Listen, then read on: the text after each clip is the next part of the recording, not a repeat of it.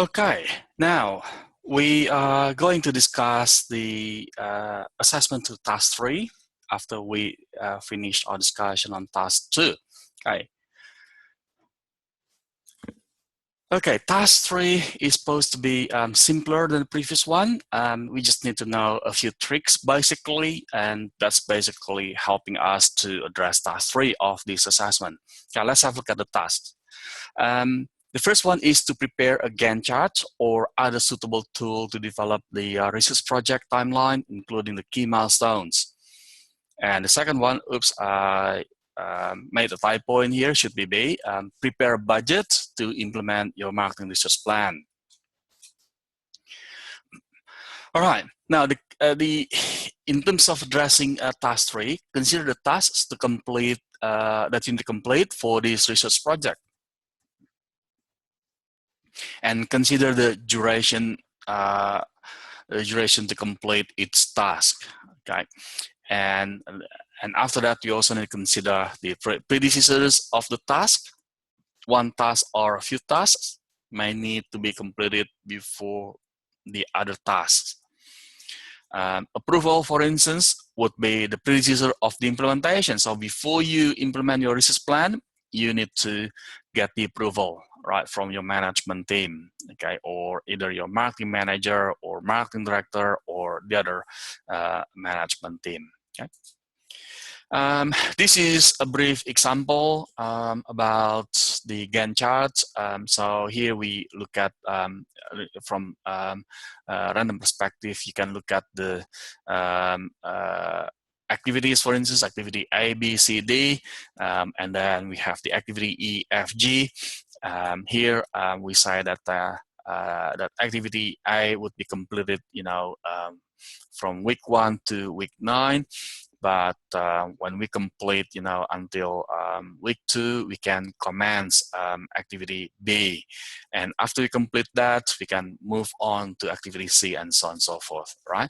So think about a research project. Think about a research project. What activities that you need to complete? Okay, think about the entire things. Okay, for instance, just to give you an example, you need to consider preparing the proposal, right, in your activity, as your milestone, getting the approval, right, after it is approved.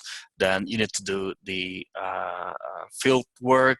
Okay, now you can detail that a bit more in terms of conducting a field work. You can also, if you consider it is the research is conducted by you, managed by you, you may also consider hiring the moderator for the focus group discussion, or hiring the interviewer for your quantitative research study. Okay, or if you assign a research agency, which is fine, you can also outline the timeline when you want to start the qualitative study.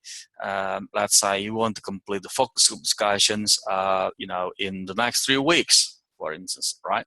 Let's say you brief the research agency before you commence research, get the agreement with the research agency following that, and after that you conduct the qualitative study for let's say 3-4 weeks, get the finding, right, from the qualitative study or focus group discussion. You debrief the research findings of your qualitative study. Let's say you put a week, and after that you conduct the quantitative study for, let's say, 8 weeks, for instance, 6 to 8 weeks, and then you get the report, you get the research findings, and then after that you report it to the management team. Okay, so that's basically the Gantt chart that you need to complete. Okay, and you can refer to you can Google. There should be some free Gantt chart in the format of Microsoft Excel that is available out there for free. You can use it. And you can also use a simple things to do list, but it is preferably to use Gantt chart. Okay. Now the next thing is the budget. Okay, budget. Look, in terms of budget, you may find the permutations quite a lot. You'll have a lot of variations in terms of budget. It is driven by the complexity of your research project.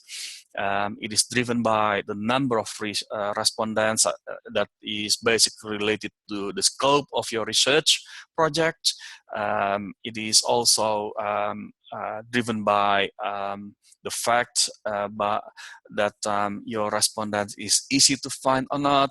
If they are easy to find, then you basically pay cheaper price. But if your respondent is not easy to find, okay, or they are special people like surgeons that you want to interview as your respondents, okay, and then you'll be paying higher price as well. Okay. The other reason why the variation of budgeting is quite high is because the research agency themselves may have their own standard because, for instance, they've been in the business for long, they've been servicing, top tier clients, and they've been maintaining their reputation in the research industry. So they may charge you higher price rather than new research agencies. Okay, but a couple of things that I'd like to suggest you to do. First, you need to itemize, right? That helps you in your budgeting. This budget helps you to detail what you need to pay for and how much you will pay for. That helps you controlling your research project. Okay. Second, you can do some Google research to find out some ballpark figure of conducting focus group discussion. How much would a group cost you? Or you can also you can also find the information about survey. For instance, how much does it cost to conduct a survey? Or alternatively, if you want to test, you can also call one of the research agencies to get a kind of ballpark figure. But look, at the end of the day, please make sure that you itemize your cost and put up your cost estimate, right? Specify the units to get the total budget for your research plan. Okay. All right. Task 4.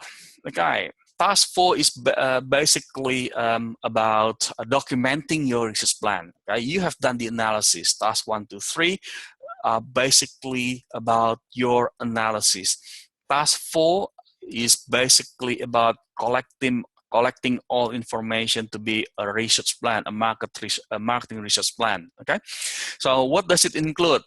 Definitely the background. So you describe the background, why this research is important, right? Let's say you may want to start with the problem statement. This is the problem facing this business. Therefore, we need to find this information. Okay, as a result, this research is important for the business. Okay. Second, business problem opportunity. Again, here you detail the business problem. Okay, you detail the business problem. Okay, what is the business problem all about? Well, the declining sales trend, for instance, and you describe a bit more detail. Okay, this is what you think why it is declining. Therefore, you need to confirm that, and that becomes your research questions. Okay, outline 3 to 5 research questions. So you can go back to the above task. Research objective, you can also go back to the above task. Research methodology, that includes the type of data. Research technique, sampling plan, software to process the data, you can go back up there. Okay. Now, software may include a few things, such as from simple Microsoft spreadsheet, if you conduct research yourself, or SPSS, a statistical package for social science, which is basically from IBM, or you can also have another type of software, such as the multi-dimensional scaling, for instance, and any other software they can use. Okay, so put up any software in there to help you processing the data. Okay, and again, you can look at the project timeline. Go back to the project timeline above that you have outlined, research project, and also the budget of your research. So if you look at that, task 1 to 7 are basically referring to the previous tasks. Now, task 8, actions after research, is actually about the actions after you receive the information. Okay, the items from 1 to 7 basically is about the research plan. Assuming it is approved, you implement the research, then you get the information, right? After you receive the information, so you need to imagine that if you receive the information, what you want to do with the information, okay? You need to tell your management team, this is the action that I want to take after I receive the information, okay? Now that is related to the business problem that you analyze, the business problem that you analyze. Well, my problem is sales is declining, and I'm guessing declining because the advertising campaign is not effective. If that is the case, then your action could be to improve the advertising campaign. Okay, or let's say my sales is declining. Why? Because the consumer's lifestyle has changed. Consumers have now looking for healthy alternative. Okay, that is your business problem and research problem. Therefore, your research problem would be, I want to find out what health means by from consumer perspective. Okay, well, the action for that is you understand health better. Therefore, you should be able to launch a new product to tap that opportunity, right? So hopefully that gives you an illustration. The next one is limitation, which is basically the limitation of your research project. Okay, now let's have a look at the these in the next few slides. Okay, again, the first 7 items refer to assessment 1 and assessment 2. And action after research, that's the one that we just discussed before. Think about the business problem, research objectives, and research problems, and what marketing decisions do you need to make? They could be marketing program and marketing mix variables that you want to improve. It could be changing the target market, or changing the positioning, or revising your product price, place, and promotion, for instance. Okay. And research findings should help us formulating the above decisions. Remember, we do research not because we have the budget to do research, but we do research predominantly because we want to solve problem. We want to find the information to solve problem. We want to find the information to make decision. Right, now limitations could be time and budget constraints, right? So that our methodology may be compromised, okay? Therefore, for instance, we can only research in one city to predict the entire population. Or we may not design the questionnaire in the language reflecting the consumer, the respondent's experience. Now, we normally minimize this limitation by testing the questionnaire before the questionnaire is used widely. So we test it to, a number of respondents, such as 3 respondents. We get feedback. Hey, hang on a second. When we test this questionnaire to this respondent does not understand this question, for instance. So we need to adjust it before you go ahead. Okay.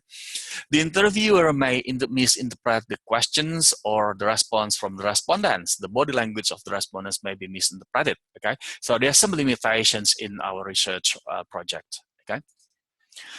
All right, what are the next steps? Well, I'm still confused. Well, look, our recommendation for you is to attempt assessment 2. Pardon my typing error. Attempt assessment 2. Contact your TAFE or TAN teacher. That's our phone number. Or email us. That's our email address. And you can always get support from us. Okay, there is a team of business marketing teacher to help you with your inquiries, including the assessments. Okay, right. That's my this is my references, and good luck. Stay in touch.